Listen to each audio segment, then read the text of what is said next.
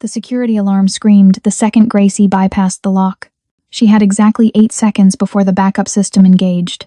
6 before he'd know someone had breached his floor. 4 before every exit locked down.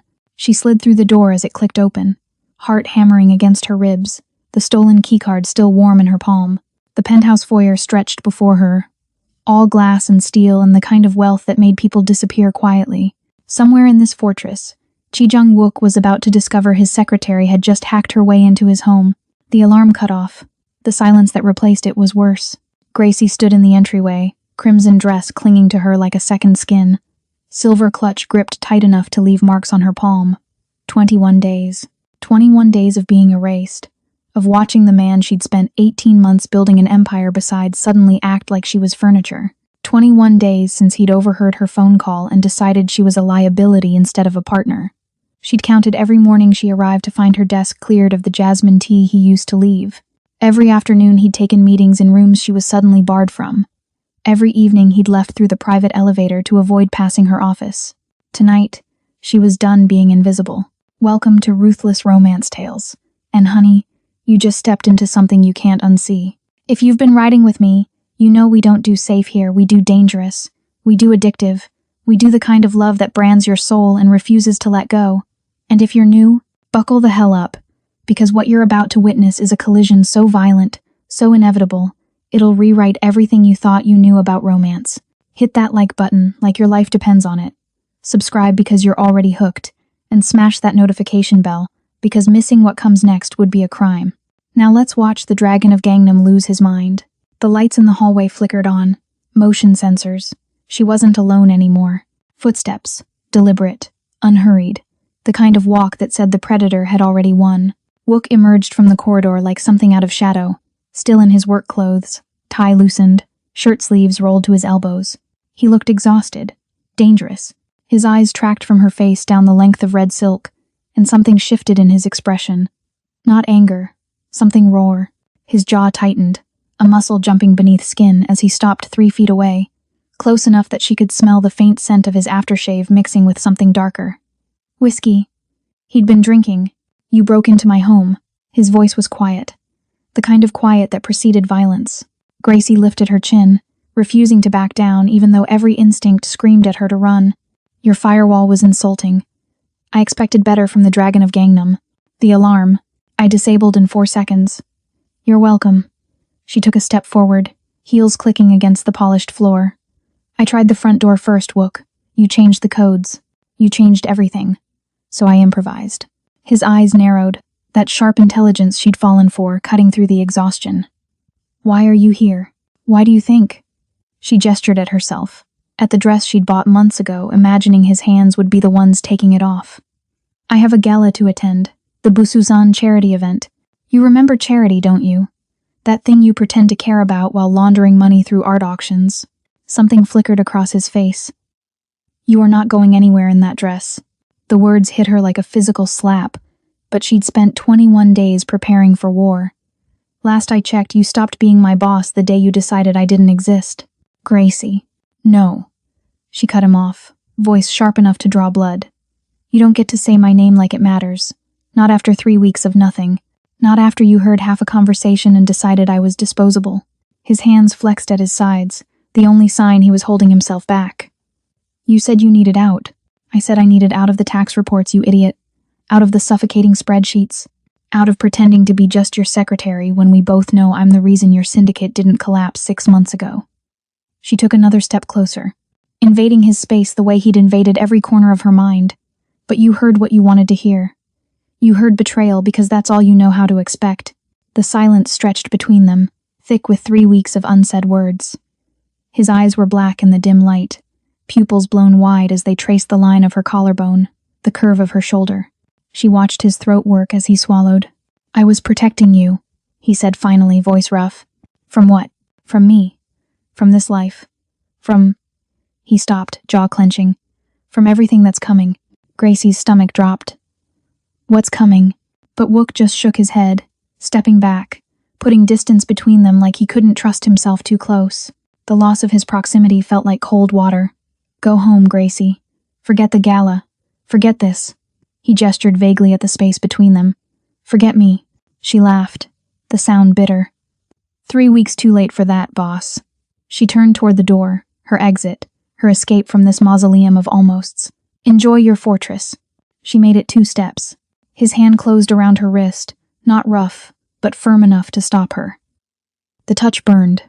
21 days without contact, and now his skin against hers felt like lightning finding ground. Wait. Gracie froze. His fingers were warm against her pulse point, and she knew he could feel her heart racing. She turned slowly, meeting his gaze with every ounce of defiance she could summon. Waiting requires you to actually say something, Wook. He released her wrist like it burned him, but didn't step back. Instead, he moved closer, eliminating the space she'd fought to create. His voice dropped to barely above a whisper. The Bususan Gala isn't a charity event. It's a tribunal. Charity Bususan. Her breath caught. What are you talking about? 3 families. The Kims, the Parks, the Songs. They've been consolidating power for months, waiting for the right moment to move against me. He dragged a hand through his hair, the first genuinely unguarded gesture she'd seen from him in weeks. I found out 2 days after I heard your call. The timing was too convenient. You thought I was involved. The realization settled in her chest like lead. I thought they got to you, turned you, offered you a way out that didn't involve me. His eyes searched her face, looking for something she wasn't sure she could give. So I cut you loose before they could use you as leverage, before they could hurt you to get to me. Gracie's mind raced, fitting pieces together she hadn't known were missing. The locked files, the changed security codes, the way his lieutenants had started treating her like a ghost 3 weeks ago. He hadn't been pushing her away. He'd been building walls between her and the war he saw coming. You're an idiot, she said quietly. His jaw tightened. I was trying to save me, protect me. She stepped into him now, close enough to see the exhaustion carved into the corners of his eyes, the shadow of stubble along his jaw. I don't need saving, Wook. I need the truth. I need you to stop treating me like I'm fragile. You're not fragile. His voice was rough, strained. You're the strongest person I know. That's why they'd target you first. The admission hung between them, loaded with everything he wasn't saying. Gracie felt something shift in her chest, that dangerous warmth she'd been fighting for 18 months. Not love, not yet, but the beginning of understanding, the foundation of something that could become more if they both stopped being cowards. Show me, she said. What? Show me what you've been hiding. The files you locked, the meetings I'm suddenly too dangerous to attend. If there's a war coming, I want to see the battlefield. Wook studied her for a long moment, weighing something she couldn't read. Then he nodded once, sharp and decisive. Follow me. He led her through the apartment she'd only seen pieces of before, down a hallway lined with abstract art that probably fronted for stolen antiquities. His office was at the end, a room of floor-to-ceiling windows overlooking Seoul's glittering skyline. The city sprawled beneath them, millions of lights hiding millions of secrets. Wook moved to his desk, pulling up files on 3 monitors simultaneously. Financial statements, shipping manifests, security footage. He worked quickly, his fingers flying across keys with the same precision he brought to everything. Gracie moved beside him, close enough that their shoulders nearly touched, and started scanning the data. Here, he pointed to a series of transactions. The Kims have been moving assets out of traditional holdings into offshore accounts. The Parks are consolidating their real estate, and the Songs are liquidating. Gracie finished, her accounting brain catching what he was showing her. They're preparing for something big, something that requires immediate capital. A takeover. Wook pulled up another screen, this one showing a guest list. The gala tonight. Look at who's attending. Gracie scanned the names and her stomach dropped. Every major player in Seoul's underworld would be in one place. It's not a tribunal, it's an ambush. They're going to move against you tonight, in front of everyone, so no one can claim ignorance later, which is why you can't go. Wook turned to face her fully. Which is why I need you far away from this. But Gracie was already shaking her head, mind racing through possibilities. No, this is exactly why I need to be there. Gracie, listen to me. She gripped his arm, forcing him to focus. You walk into that gala alone. You're confirming every rumor they've spread about you losing control. You show up with me, your secretary, your right hand, the woman who knows where every body is buried in your books, and you show strength, unity. You show them they didn't break you.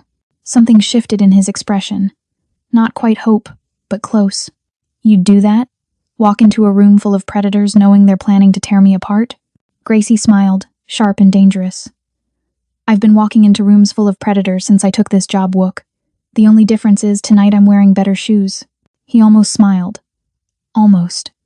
Then his expression shuddered again. There's something else you need to know.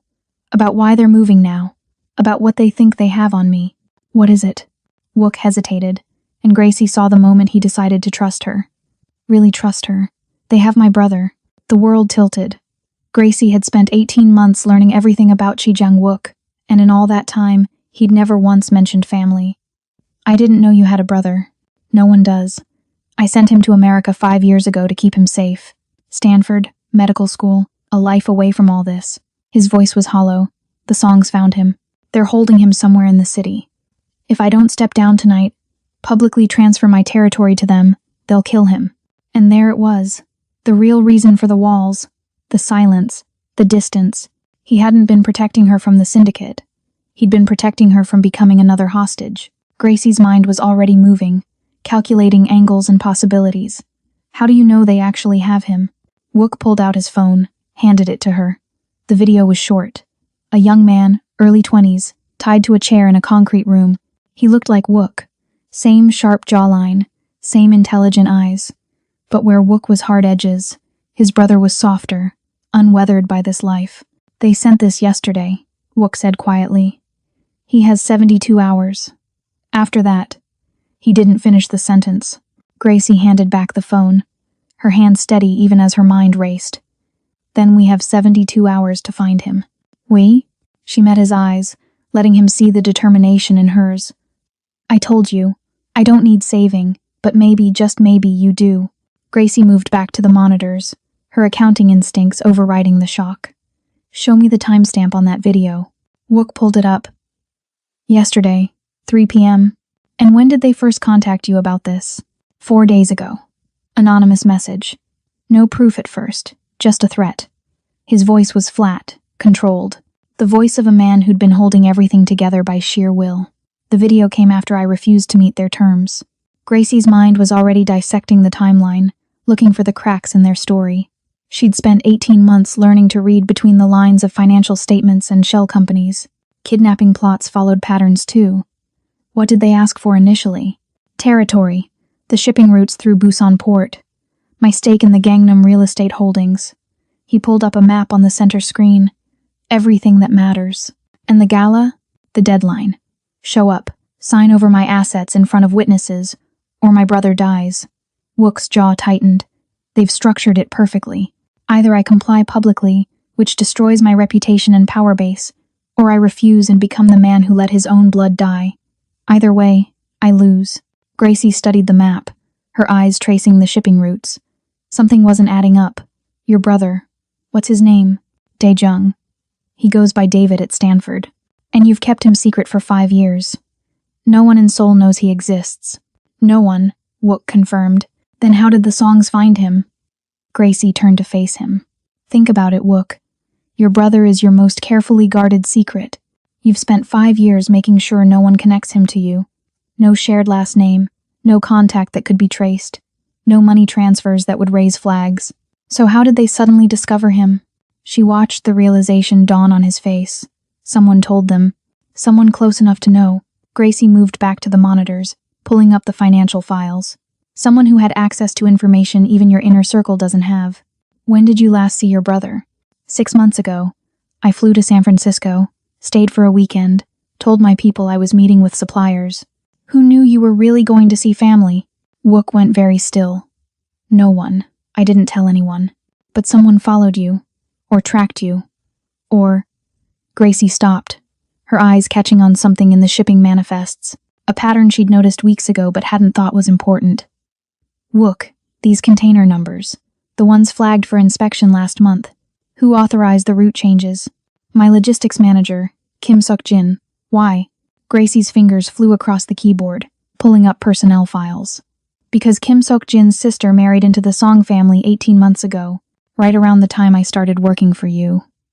She turned the screen toward him. And look at his travel records. San Francisco.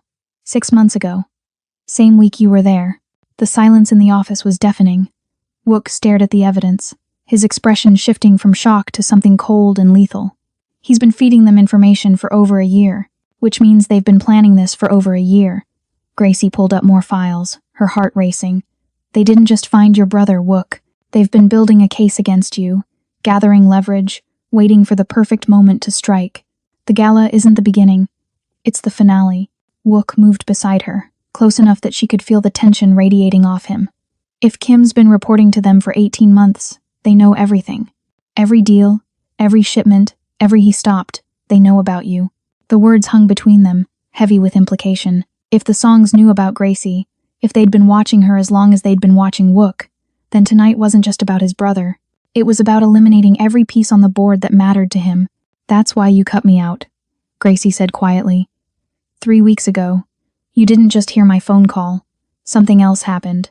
Wook's jaw worked. I found a tale on you. 2 men, Song family following you from work to your apartment. I had them removed, quietly. But I knew what it meant. They were cataloging my weaknesses. So you tried to make me not a weakness.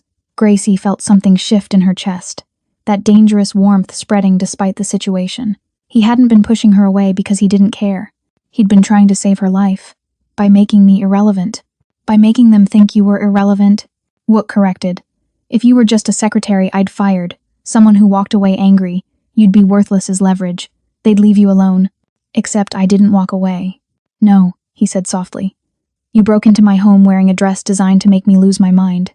The moment stretched between them, charged with everything they weren't saying. Gracie forced herself to focus. The video of your brother. Can I see it again? Wook pulled it up, and this time Gracie watched with different eyes.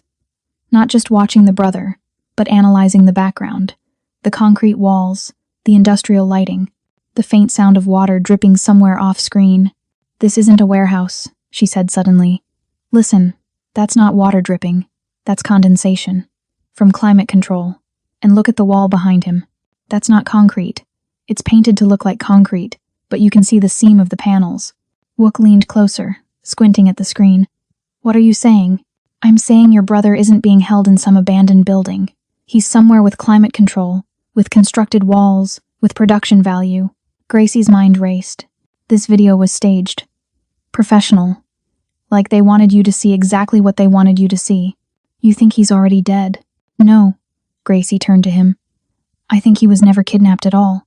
I think this is a setup, and your brother is the bait in a trap even bigger than we thought. Wook stared at her, and for the first time since she'd known him, he looked genuinely shaken. If Dae-jung isn't being held hostage, then what the hell is happening? Gracie pulled up the guest list for the gala again, her eyes scanning names with new purpose. I don't know yet, but we're going to that gala, and we're going to find out, together. Wook paced the length of his office, the controlled facade finally cracking. If this is a setup and Dae-jung was never taken, then why send the video? Why threaten me with something they don't have? Gracie was already pulling up flight records, her fingers moving across the keyboard with practiced efficiency. Because they need you desperate. Desperate people make mistakes. She found what she was looking for and her stomach dropped. Wook, when was the last time you actually spoke to your brother? Not surveillance footage, not third-party confirmation. Actually heard his voice. He stopped pacing. 2 months ago, brief call. He said he was in the middle of exams, couldn't talk long. Pull up your phone records. Wook hesitated, then complied. The call log showed a 3-minute conversation 8 weeks prior. Gracie cross-referenced it with Stanford's academic calendar on another screen. Their exam period ended 3 weeks before that call. He lied about why he couldn't talk. The implications settled between them like poison. Wook's voice was dangerously quiet. You think my brother is working with them. I think your brother was their way in from the beginning. Gracie pulled up more data, pieces falling into place with sickening clarity. 18 months ago, Kim Sok-jin's sister married into the Song family. 18 months ago, I started working for you. What else happened 18 months ago? Wook's face went pale. Dae-jung changed his major, dropped pre-med, switched to business management. Said he wanted to understand the legitimate side of commerce. Let me guess, you were proud. Thought he was finally accepting the family legacy, just doing it the legal way. I increased his allowance, gave him access to a trust fund I'd been building since he was a kid. Wook's hands clenched into fists. $3 million. He said he wanted to invest it, learn the markets. Gracie's heart ached watching him realize the betrayal. Where's that money now? Wook pulled up financial statements with shaking hands. The trust fund had been systematically drained over the past year. Small withdrawals at first, then increasingly larger amounts. The final transfer had happened 4 days ago, the same day the first kidnapping threat arrived. He took everything, Wook breathed. My own brother has been financing my enemies. Not just financing. Gracie pulled up the video again, zooming in on details she'd missed before. Look at his hands. He's not tied up. Those are marks drawn on with makeup. And his eyes, he's not scared, Wook. He's acting. This entire video is theater. Wook slammed his fist against the desk, the sound echoing through the office. The carefully controlled man she'd known for 18 months was unraveling, and Gracie understood why he'd built those walls so high. This was what lived beneath.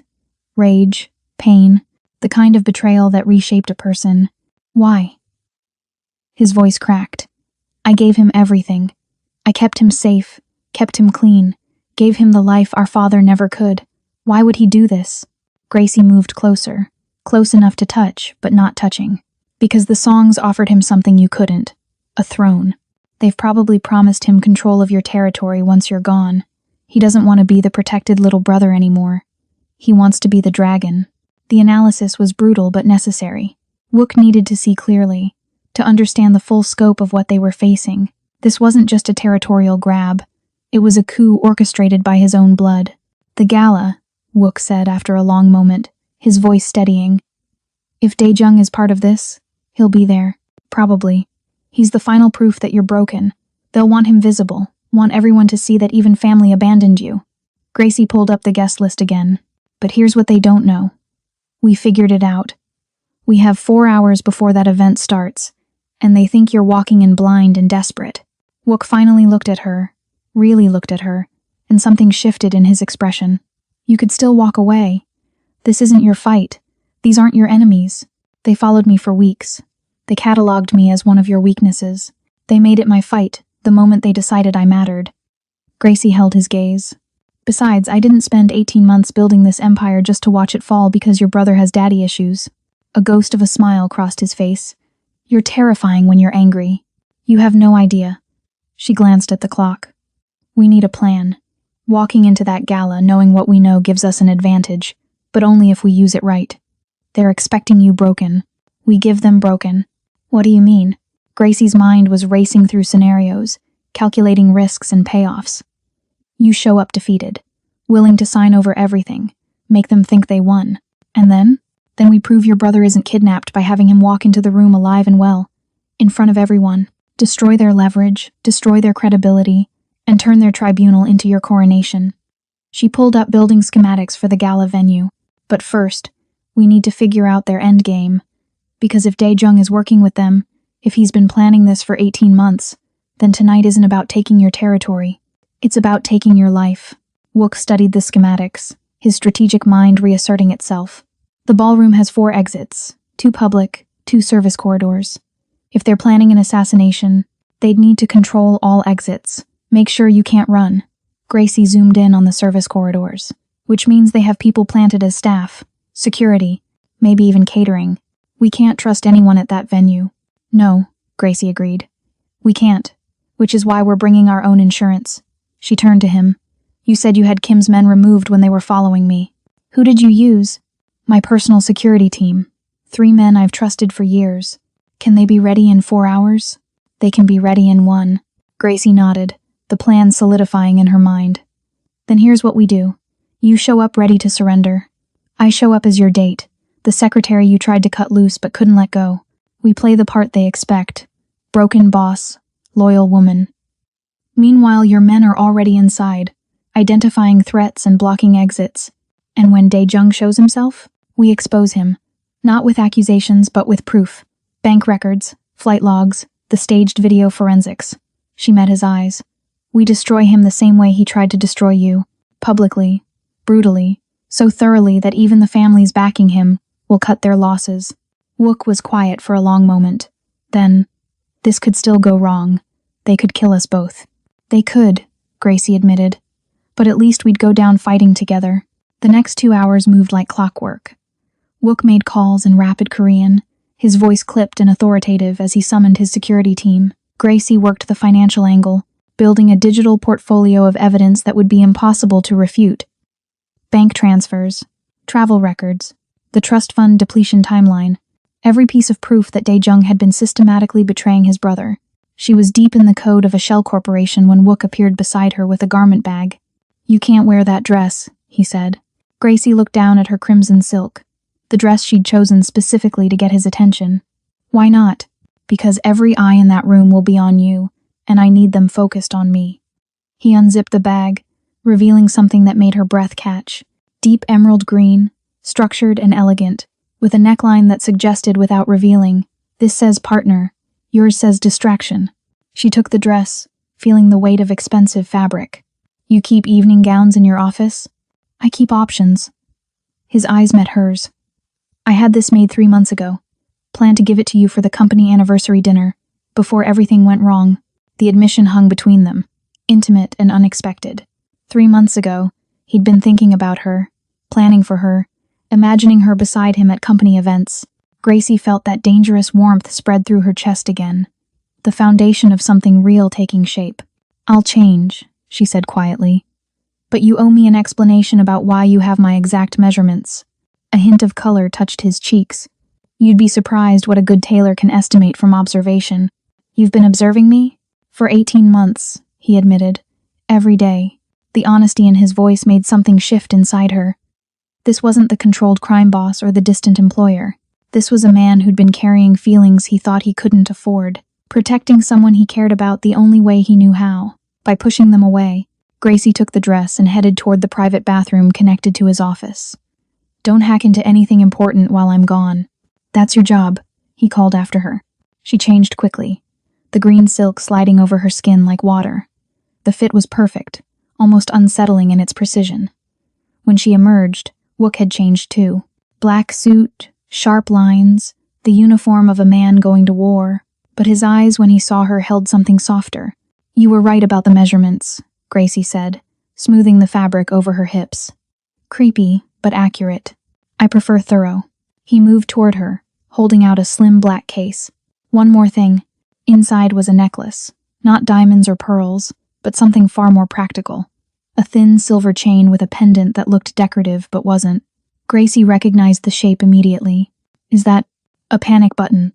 Press it twice, my security team responds within 30 seconds. Press it 3 times, and they evacuate you from the building regardless of what's happening to me." His voice was steady, but she heard the fear underneath.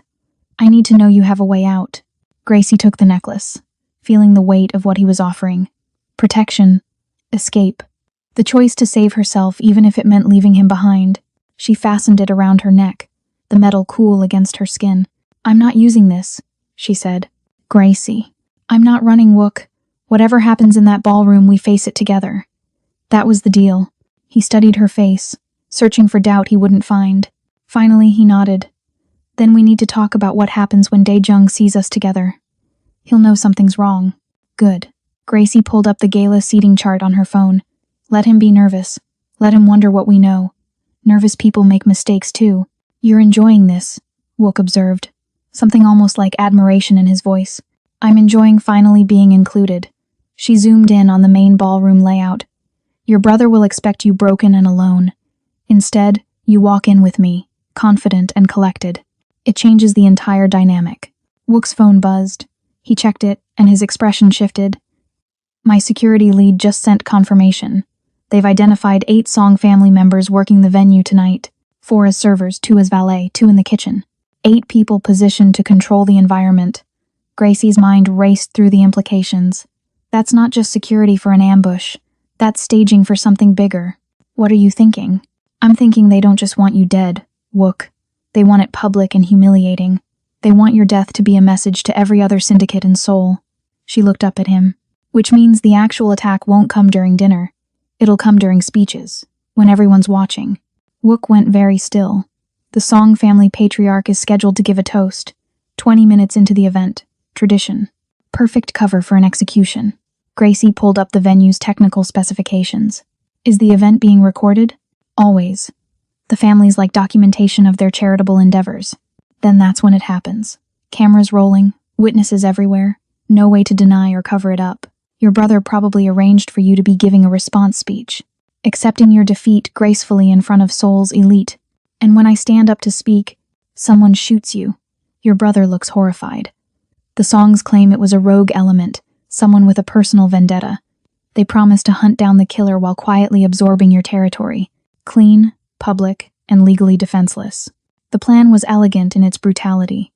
Wook would be dead. Dae-jung would inherit whatever assets weren't immediately seized, and the Song family would expand their empire without appearing to have orchestrated anything. "We need to change the script," Wook said. "We already are." Gracie showed him the files she'd compiled. "But we need one more piece. Proof that your brother is alive and free. The kidnapping story only works if he stays hidden. If he shows up at that gala." "He won't," Wook interrupted. "Dae-jung is too smart for that. He'll stay away. Let them play the grief card after I'm gone. Unless we force his hand." Gracie pulled up Dae-jung's social media profiles, his email, his entire digital footprint. "We make him think the plan is falling apart, that you've discovered something you shouldn't have. We make him desperate enough to show himself."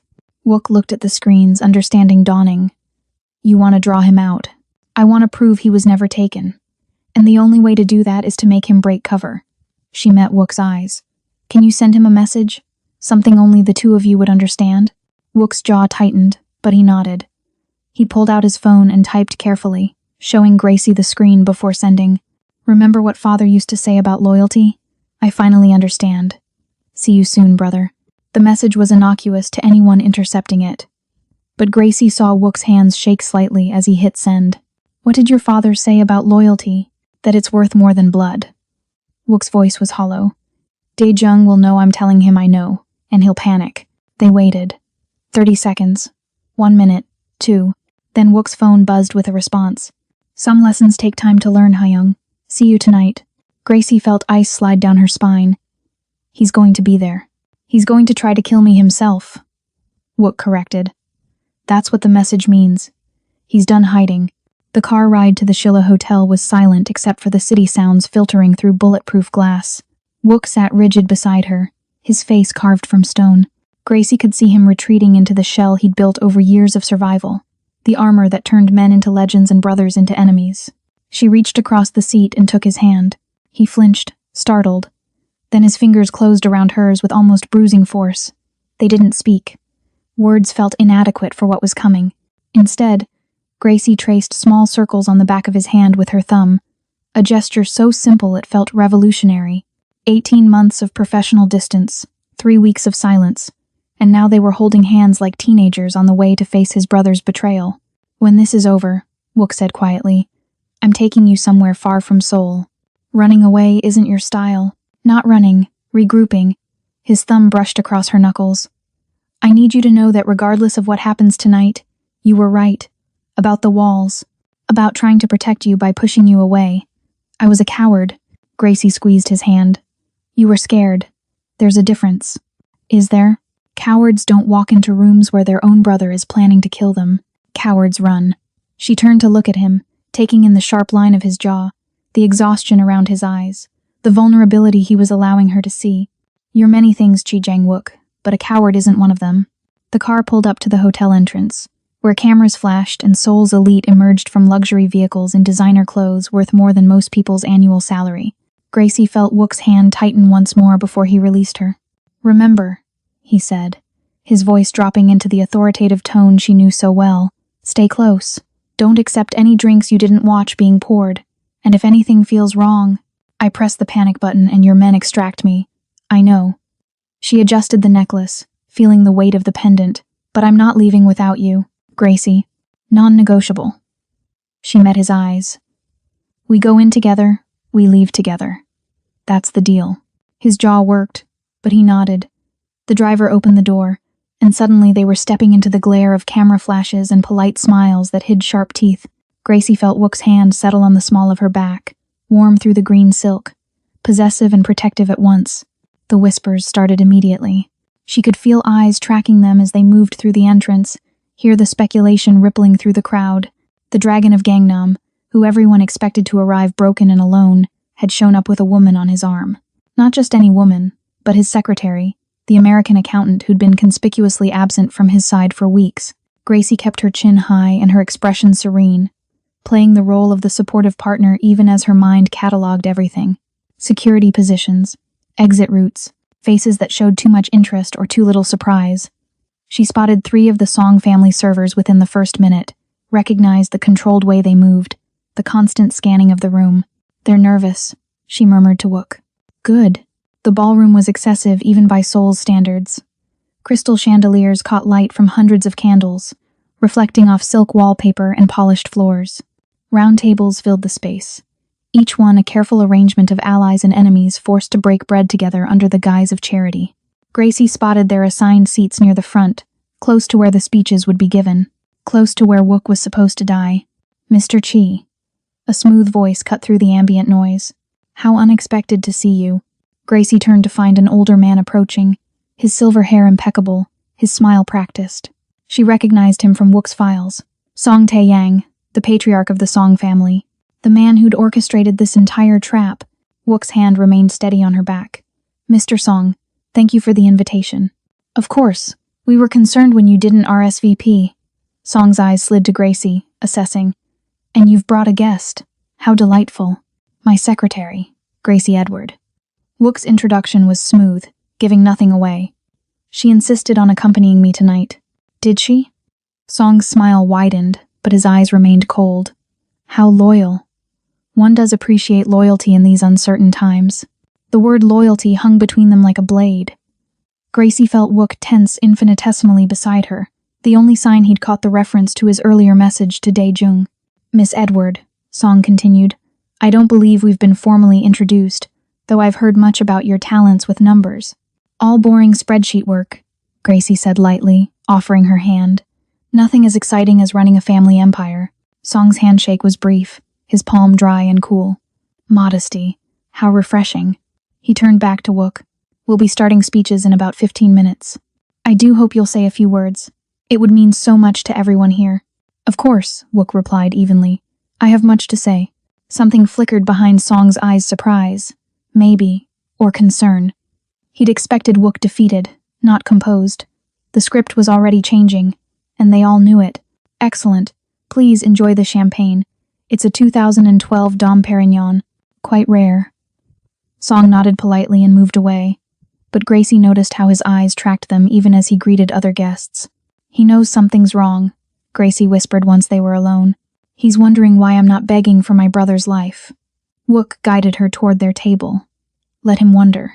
They took their seats, and Gracie used the moment to scan the room more carefully. She spotted the other Song family plants, noted the exits, counted potential threats, but she didn't see Dae-jung. Wook's brother was here somewhere, his message had confirmed it, but he was staying hidden. A server approached with champagne flutes. Gracie watched Wook wave them away politely, his paranoia well-founded. Poison would be too obvious, but drugging them enough to make Wook sluggish during the attack? That was possible. "There," Wook said quietly, his eyes fixed on something across the room. Gracie followed his gaze and felt her stomach drop. Near the service entrance, partially hidden by a decorative screen, stood a young man who looked like a softer version of Wook, Dae-jung. He was watching them with an expression Gracie couldn't quite read: anger, fear, something desperate. He wasn't supposed to be visible yet. The plan had him staying hidden until after the assassination. But here he was, staring at his brother like a man watching a ghost. "He's scared," Gracie realized. "Your message rattled him more than we thought." "Good." Wook's voice was ice. "Let him be scared. Let him wonder what I know and what I'm planning. Let him feel exactly what I felt when I thought he was being tortured." The lights dimmed slightly, signaling the beginning of speeches. Song Tae-yang moved to the podium, his presence commanding immediate silence from the 200 guests assembled. Gracie felt Wook's hand find hers under the table, hidden from view but grounding them both. "Distinguished friends," Song began, his voice carrying across the ballroom with practiced ease. "We gather tonight not merely as business associates, but as a family united in purpose. Seoul's prosperity depends on our cooperation, our mutual respect, our shared understanding that loyalty, true loyalty, is the foundation of everything we build." Gracie watched faces around the room. The Kim family patriarch nodded approvingly. The Park sat rigid, their expressions neutral but attentive. Everyone here knew this wasn't just a charity gala. This was theater, and they were waiting to see which act brought blood. Tonight we face difficult truths, Song continued, his eyes finding Wook in the crowd. We acknowledge that even the strongest among us can be brought low by forces beyond our control. Tragedy respects no name, no reputation, no power. The setup was masterful. Song was framing Wook's downfall as inevitable, as sympathetic even, so that when the assassination happened it would seem like mercy rather than murder. Gracie squeezed Wook's hand twice. Their signal. His security team would be moving into position now, blocking the service corridors, ensuring the Song family's planted staff couldn't control the exits as planned. Mr. Chi, Song said, turning his attention fully to their table. Would you honor us with a few words? I know these past weeks have been challenging for you. The entire room turned to watch. This was it. The moment Wook was supposed to stand, accept his defeat, and present himself as a target. Gracie felt her heart hammering against her ribs, her mouth dry despite the untouched champagne before her. Wook stood slowly, his movements deliberate. But instead of walking to the podium as expected, he remained by the table, his voice carrying without amplification. Mr. Song is right. These past weeks have taught me invaluable lessons about loyalty. His eyes swept the room, landing briefly on where Dae-jung still hovered near the service entrance, about who can be trusted when everything falls apart. A murmur rippled through the crowd. This wasn't the speech of a broken man. I came here tonight prepared to discuss terms, Wook continued, to negotiate for something precious that was taken from me. But I've learned something interesting about negotiations. They only work when both parties are honest about what they have to trade. Song's expression remained pleasant, but Gracie saw his jaw tighten. Mr. Chi, perhaps we should discuss this privately. I think everyone here deserves transparency. Wook pulled out his phone, and Gracie knew he was accessing the files she'd compiled, especially when it concerns 18 months of careful planning, 18 months of turning family against family, of building traps from trust. Dae-jung moved then, stepping out from behind the decorative screen. His face was pale, his hands clenched at his sides. Hyung, don't. The entire ballroom froze. The kidnapped brother, supposedly being held hostage somewhere in Seoul, was standing in the room. Alive, free, dressed in an expensive suit and clearly not restrained. The whispers started immediately, confusion rippling through the guests like wildfire. Dae-jung. Wook's voice was steady, but Gracie heard the pain underneath.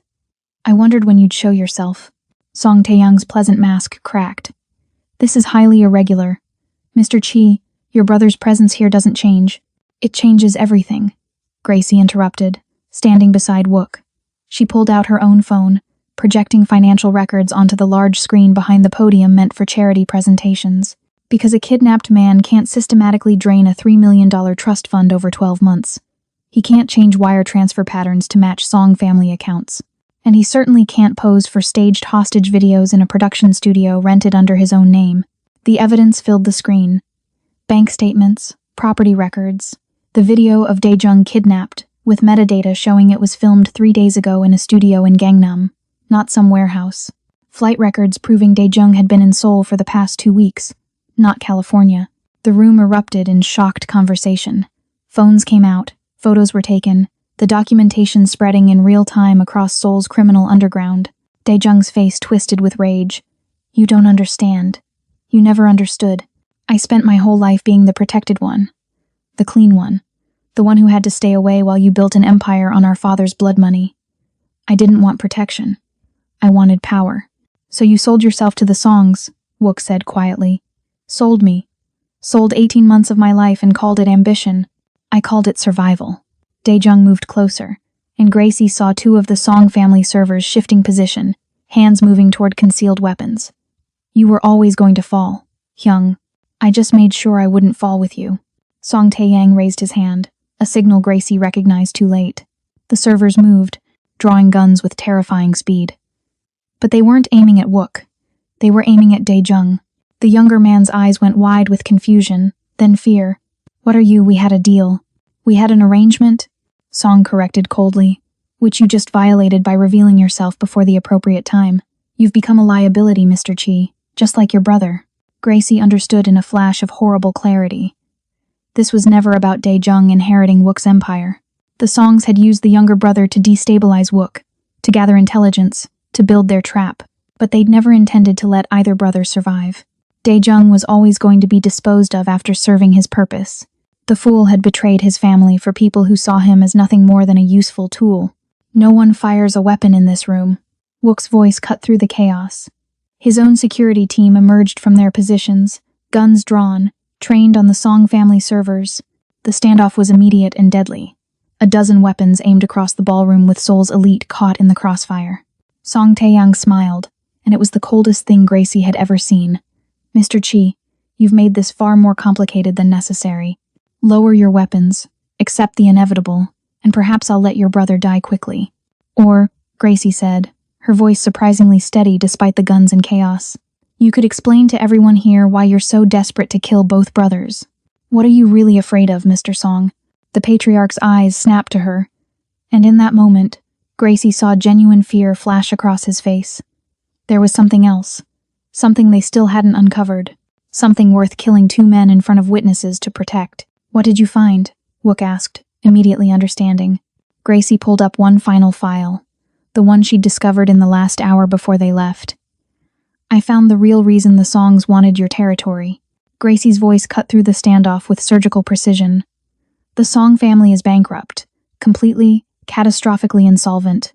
They have 72 hours before their primary creditors call in debts they can't pay. The silence that followed was deafening. Song Tae-young's face went rigid, the mask of control finally shattering. That's ridiculous, he said, but his voice lacked conviction. Is it? Gracie expanded the file on the screen, showing a cascade of financial statements, loan documents, margin calls. 3 months ago, the Song family invested heavily in a shipping venture that promised to dominate Southeast Asian trade routes. You leveraged everything, properties, businesses, even your legitimate holdings to secure your position. She pulled up another document. The venture collapsed 2 weeks ago, a combination of regulatory crackdowns and partner embezzlement. You lost everything, not just the investment but the collateral you'd put up. The banks want their money. The lenders want their properties. And you have nothing left to give them. The other families in the room were paying attention now, phones out, already verifying the information through their own channels. In Seoul's underworld, financial weakness was blood in the water. So, you targeted me, Wook said, pieces falling into place. Not for territory, for liquid assets, the cash reserves I've been building for 5 years. And the legitimate businesses, Gracie added, your restaurants, your real estate holdings, your import company. All clean, all profitable, all perfect for masking a desperate refinancing scheme. The Songs weren't planning a takeover. They were planning a heist dressed up as succession. Dae-jung's face had gone ashen. You said I'd inherit, you promised me. We promised you what you needed to hear. Song snapped, his composure crumbling. You were a means to an end, boy. A way inside your brother's organization, nothing more. Did you really think we'd give someone as weak as you actual power? The betrayal was complete.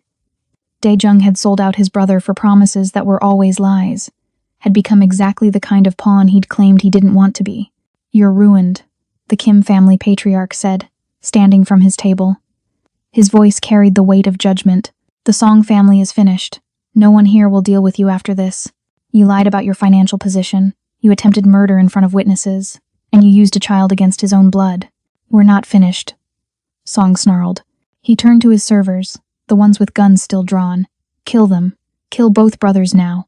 We'll say it was self-defense, that they attacked first. No. The voice came from behind Song, and everyone turned to see Song's own daughter stepping forward from the crowd. Song Ji-won, his eldest, the one who actually ran the family's remaining legitimate businesses. Father, this is over. Ji-won, sit down. I won't watch you murder people to hide your mistakes. Her voice shook but held firm. You gambled our family's future without consulting the council. You made decisions that destroyed 3 generations of building. And now you want to add assassination to the list of sins we'll be paying for? I did it for us. For our family's future. You did it for your pride. Ji-won turned to address the room. The Song family withdraws all claims against Chi Jang-wook. We acknowledge our debts, and will work with our creditors to resolve them honorably. And we formally disavow any actions my father has taken tonight. It was a coup, quiet and devastating. Song Tae-young's own daughter had just removed him from power in front of Seoul's elite. The servers lowered their weapons, looking to Ji-won for direction rather than her father. The patriarch seemed to age 10 years in seconds. You ungrateful, I built everything we have, and you destroyed it just as quickly. Ji-won's eyes were hard. Security will escort you home, father. The family will discuss your retirement tomorrow. Song's servers moved to flank him, not as protection but as guards. He looked around the room wildly, searching for support that no longer existed. Then his eyes landed on Dae-jung, and something vicious crossed his face.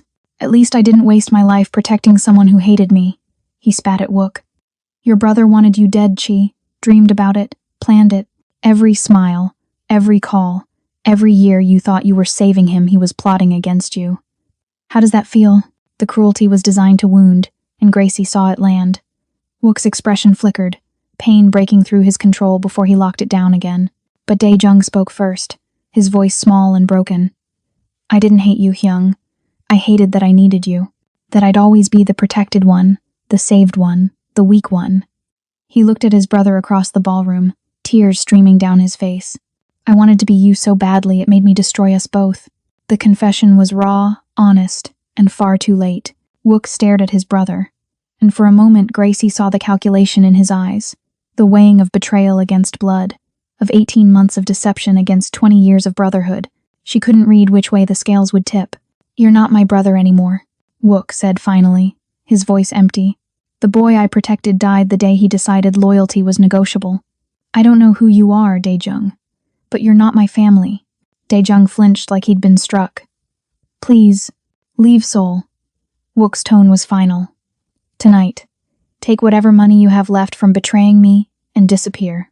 If I see you again, if I hear your name connected to my city in any way, I won't be merciful. Hyung, go. The word was barely audible, but it carried the weight of absolute dismissal. Two of Wook's security team moved forward, flanking Dae-jung. Not roughly, but firmly, they'd escort him to the airport, ensure he actually left. The young man didn't resist, didn't plead further. He just looked at his brother one last time, memorizing a face he'd never see again, before allowing himself to be led away.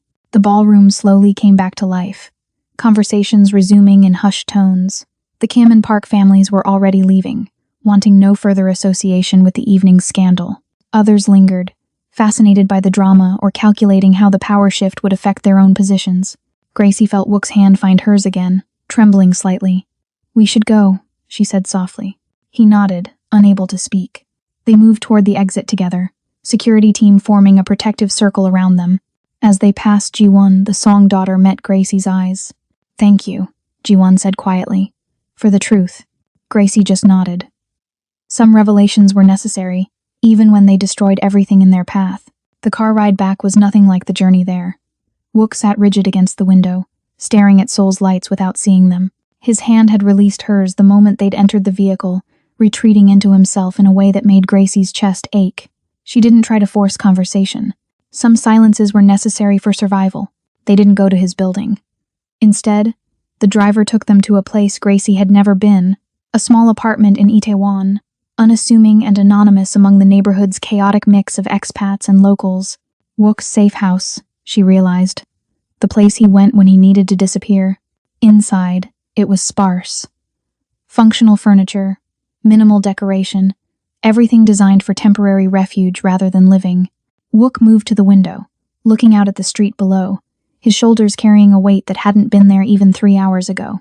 Gracie slipped off her heels, the small domestic gesture feeling surreal after the night they'd survived. She found the kitchen, located a kettle, and started making tea. Not jasmine, there was none but green tea that smelled faintly of earth and comfort. She brought 2 cups back to the living room. Wook hadn't moved. She set one beside him and settled onto the worn couch, giving him space while staying close enough that he knew she was there.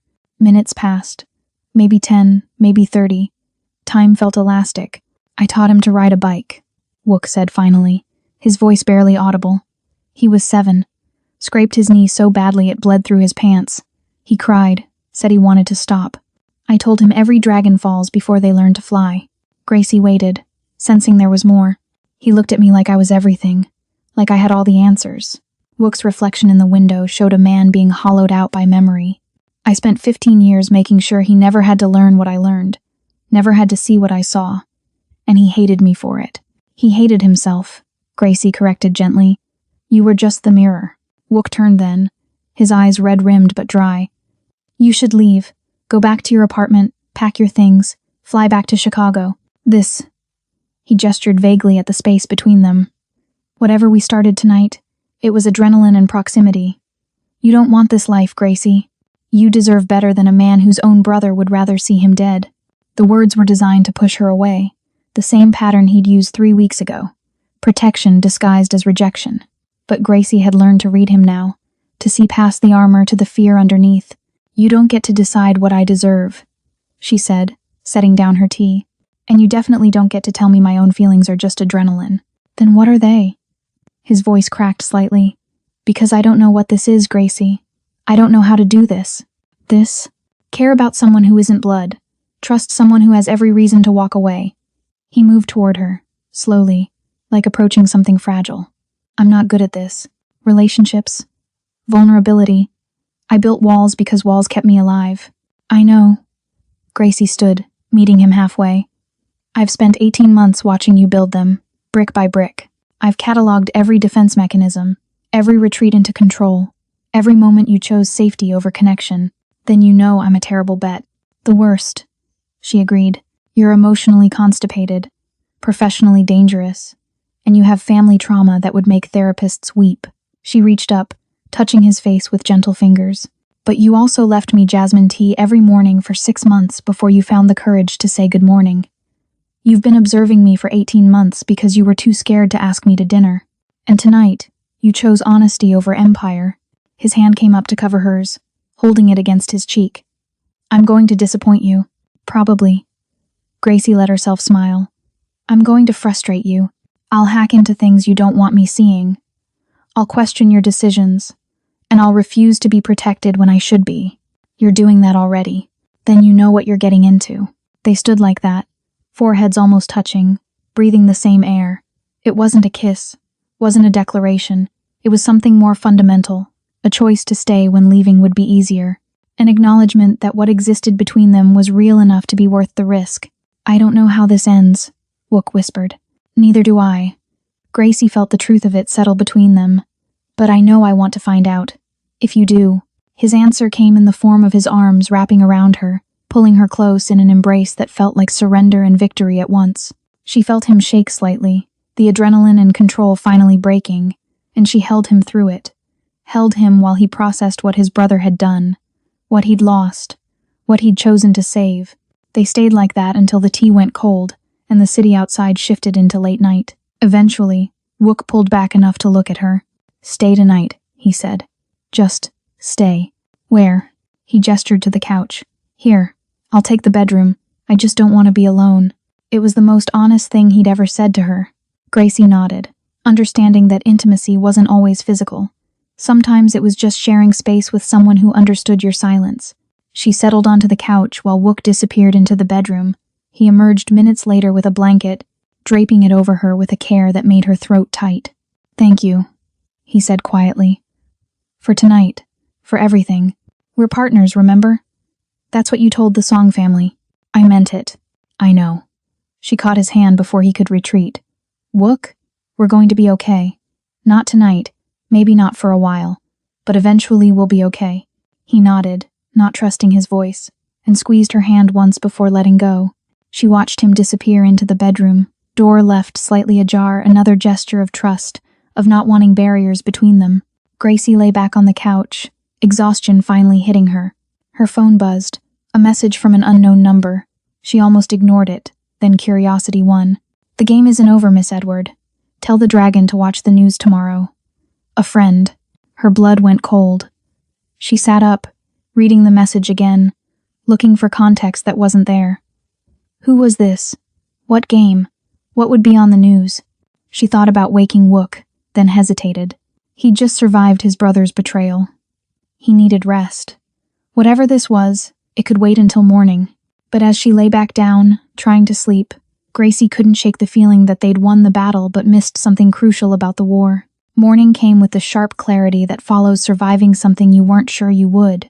Gracie woke to the smell of coffee and the sound of news anchors speaking rapid Korean. She found Wook in the kitchen, tablet in hand, watching something that made his jaw tight. "What is it?" she asked. He turned the screen toward her.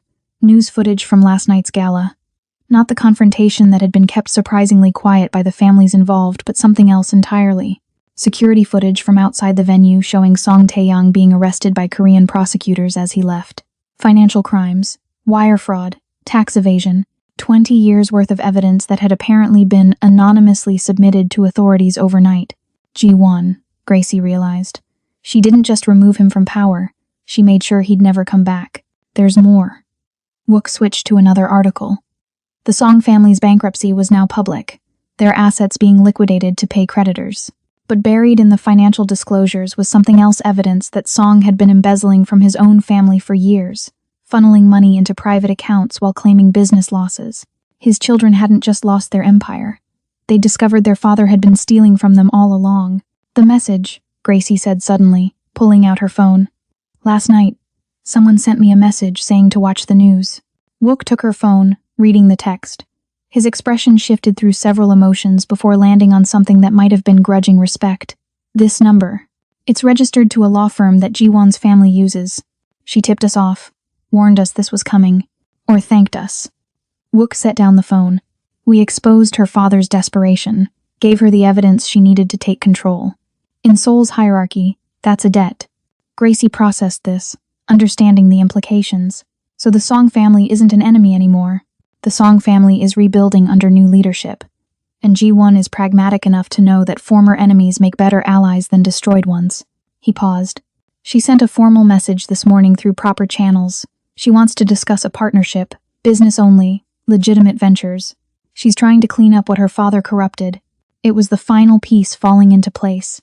The chaos of last night was already reorganizing itself into new power structures, new alliances. Seoul's underworld was nothing if not efficient. "What did you tell her?" Gracie asked. "I haven't responded yet." Wook met her eyes. "Because I don't know what I'm building anymore. The empire I had 3 weeks ago was built on keeping people at a distance, on walls and control and never trusting anyone completely.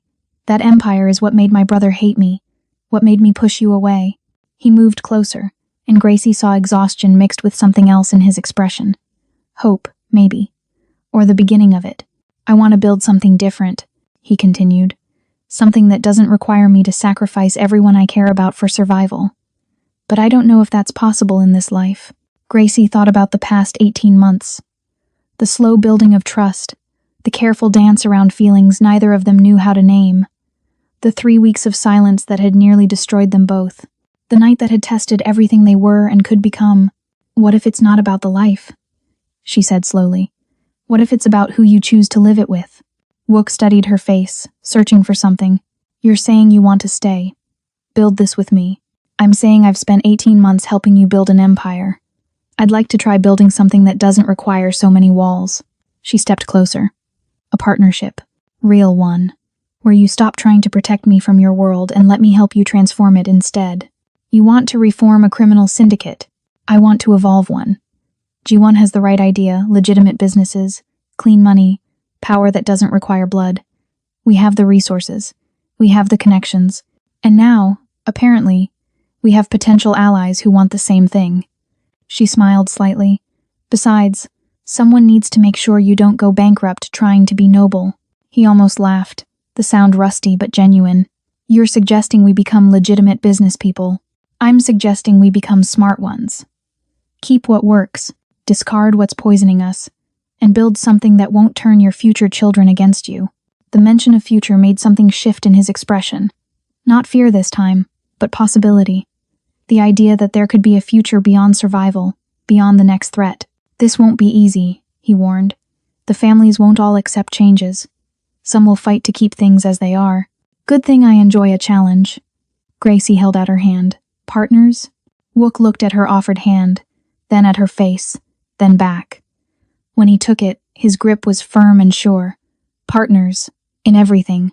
The kiss that followed was nothing like the desperate passion of movies or the calculated seduction of power games.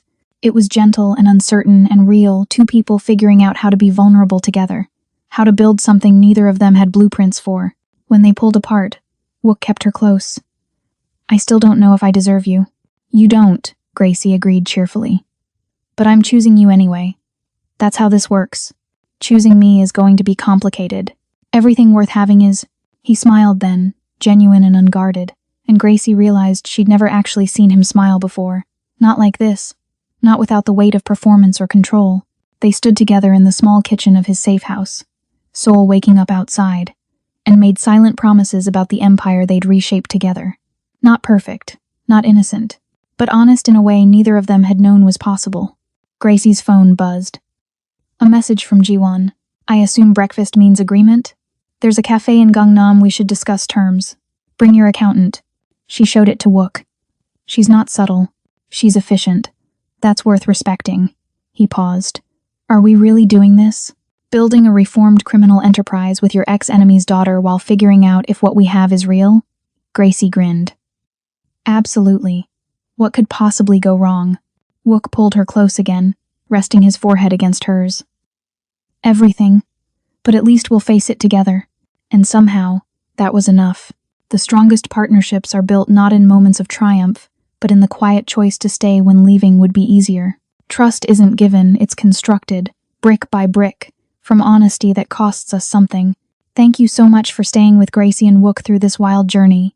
If you loved watching them navigate betrayal, build trust, and choose each other against all odds, please hit that like button and subscribe to Ruthless Romance Tales for more stories where love is complicated, dangerous, and absolutely worth fighting for.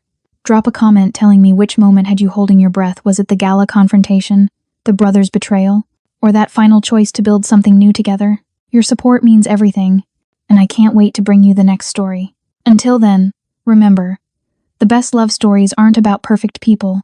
They're about real people choosing to be better together.